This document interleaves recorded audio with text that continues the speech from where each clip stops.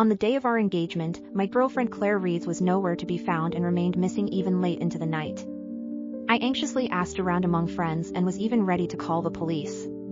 However, I saw her activity on her assistant Callum Murray's Instagram. Boss came to my place specifically to discuss a project, but then the door lock suddenly broke. Does this mean we'll be spending the night together? I'm so excited. I silently liked the post, and Claire immediately called me in a rage. Don't you know what my Christmas bonus is? The daily wage. I lose, you couldn't earn back in a week. So what if I didn't show up to the engagement party? What are you getting mad about?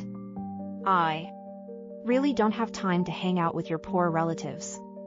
My mother Abigail Holmes stood silently beside me, looking at the 30 kilograms of gold, 8 sets of haute couture jewelry, and various real estate transfer agreements laid out in the private room. She asked me somewhat awkwardly, Finley, are these gifts embarrassing for you? I let out a cold laugh, my fingertips caressing the Bentley keys I had prepared for Claire, and replied coolly, she's the one who doesn't know what's good for her. When Claire came back, I was playing games with friends in the living room. She ignored everyone's enthusiastic greetings, shot me a fierce glare, and stomped upstairs in her high heels. Even though the game volume was turned up to maximum, I could still hear the thunderous door slamming from upstairs. My friend scratched his head and asked hesitantly, should we head out? You should go comfort her. I scoffed, what does she think she is? They looked shocked and silently gave me a thumbs up. Finley, you've finally grown a backbone. In the past, Claire hated it when I played games with my friends. She always said we were unambitious. Because of this, I hadn't touched a gaming console for nearly 2 years. But today, I had a blast playing with my friends until dawn. Glancing at the tightly shut bedroom door, I turned and headed straight to the guest room. Just as I was drifting off to sleep, Claire burst through the door, rummaging through the closet for something. Usually at times like this, I would have gotten up to help her look, but now I just wanted to lie there quietly. After a series of clattering sounds, the room fell silent again. I could hear Claire's rapid breathing behind me and feel her burning gaze fixed on me. Suddenly, harsh light flooded the room as Claire flicked on the switch. I instinctively covered my eyes. She yanked off my blanket and demanded furiously, Finley, do you realize your mistake? Looking at her frantic appearance, I found it laughable. I hadn't even questioned why she missed the engagement party, let alone brought up her inexplicably spending the night with Callum, yet here she was interrogating me. I looked at her with cold eyes. What did I do wrong? She trembled with rage, grabbed the pillow from the bedside and hurled it at me. I'm giving you a chance, and you're still making excuses? Don't come crawling back tomorrow like a dog begging for my forgiveness. She glared at me in silence, as if waiting for me to admit my fault. But I didn't even glance at her, just picked up my blanket and continued sleeping. Moments later, she stormed out, slamming the door. I couldn't help but smile bitterly. Just how pathetic must I have been in front of her all this time for her to think that no matter what she does, she can act so brazenly arrogant in front of me? That night, I slept exceptionally well. When I woke up in the morning, I smelled something sweet. I walked into the dining room puzzled and found breakfast laid out on the table. There were several delicate pieces of cake on a plate and milk in a glass. She was wearing an apron and poked her head out from the kitchen, saying coldly, eat up. In over 3 years of dating, I had never tasted her cooking. I forked a piece of cake and put it in my mouth while she pulled out a chair and sat down with a jarring screech. After a tense moment, her tone softened slightly. Does it taste good? I kept my head down, casually scrolling through my phone screen, about to answer not bad, when I accidentally came across Callum's new post. Last night, I casually mentioned wanting to eat blueberry cake, and she said she'd make it for me herself. Can't wait. I chewed the sweet and sour blueberry in my mouth and suddenly felt nauseous. Combined with the beer from last night irritating my stomach, I couldn't control myself anymore and rushed to the bathroom, retching violently. Claire chased after me furiously. Finley, what's your problem? I dry heaved so violently that my veins bulged and my face turned red.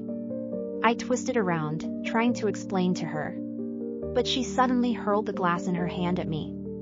A sharp, dull pain shot through my temple. Instinctively, I raised my hand to touch it. My palm came away covered in blood. Are you crazy? Why didn't you dodge? Claire shouted in panicked fury. "I'll take you to the hospital," she said with a dark expression, coming over to help me.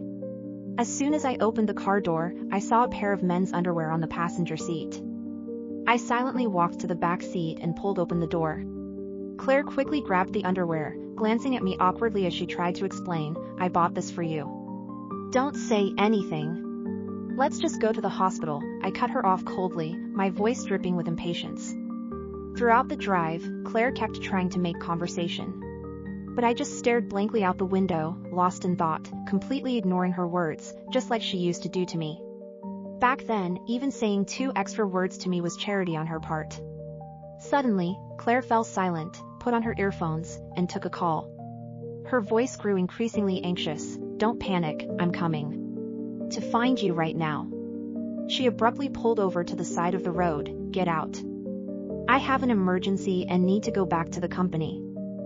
I looked out at the highway and the endless farmland, then down at the gauze in my hand that was already soaked with blood. Bewildered, I asked her, "You want me to get out here?"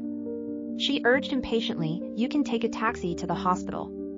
I took several deep breaths and pushed open the car door. I had barely gotten out and hadn't even steadied myself when she sped off, nearly knocking me to the ground. Behind me came the harsh sound of honking. A large truck roared past, almost clipping me. With no other choice, I could only walk toward the thorny dirt path beside the road. It was the height of summer. After just a few steps, the blazing sun overhead made me dizzy, and sweat soaked through my clothes, sticking uncomfortably to my skin. As if all the moisture in my body had been drained, my throat burned with thirst. Just when I could barely stand anymore, I encountered an elderly man who kindly helped me call a car to take me to the hospital. Exhausted, I quickly fell into a deep sleep with the floor drip in my arm.